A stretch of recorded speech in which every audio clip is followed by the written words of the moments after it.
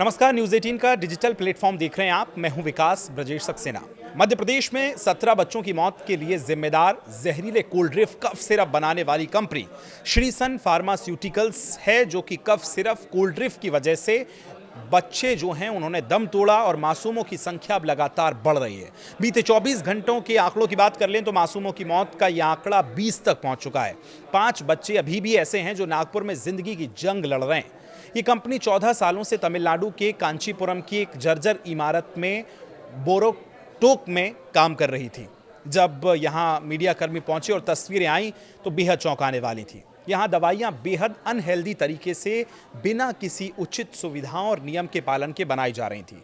मध्य प्रदेश के छिंदवाड़ा में हुई मौतों के बाद तमिलनाडु के औषधि अधिकारियों की नींद अब खुली है, जब उन्होंने 2011 से लाइसेंस प्राप्त निर्माण यूनिट का निरीक्षण किया और बाद में परिसर को सील कर दिया है। ये परिसर आप देखेंगे तो शायद चौंक जाएंगे, इतनी गंदगी में ये दवाई बनाई जा रही थी, जिसके पीछे बच्चों की मौत हुई है। उसकी बहुत बड़ी जिम्मेदार यहाँ ये पूरी व्यवस्था रही है।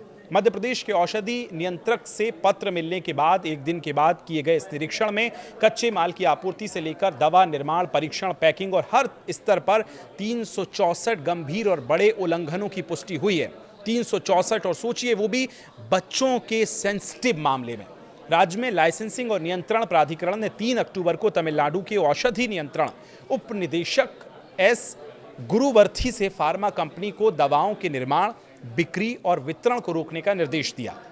ये तब किया गया जब लैब टेस्ट में यह पता चला कि यूनिट में निर्मित कोल्ड ड्रिफ्ट घोल में 48.6% डायथिलीन ग्लाइकॉल मिला हुआ था, जो कि एक औद्योगिक रसायन जो है उसको मतलब डेंजर जोन में माना जाता है बहुत ज़्यादा।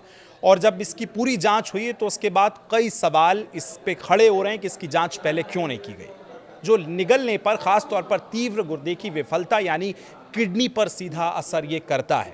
तो ये जो तस्वीरें तमिलनाडु से निकली हैं और इसमें गंदगी का जो अंबार मिला, इस पर आप क्या सोचते हैं कमेंट करके हमें ज़रूर बताइए। और उस पूरी प्रक्रिया पर जिसने इतनी ज़्यादा लापरवाही बरती है उस पर भी हमें अपनी प्रतिक्रियाएं ज़रूर दीजिए। फिलहाल धन्यवाद।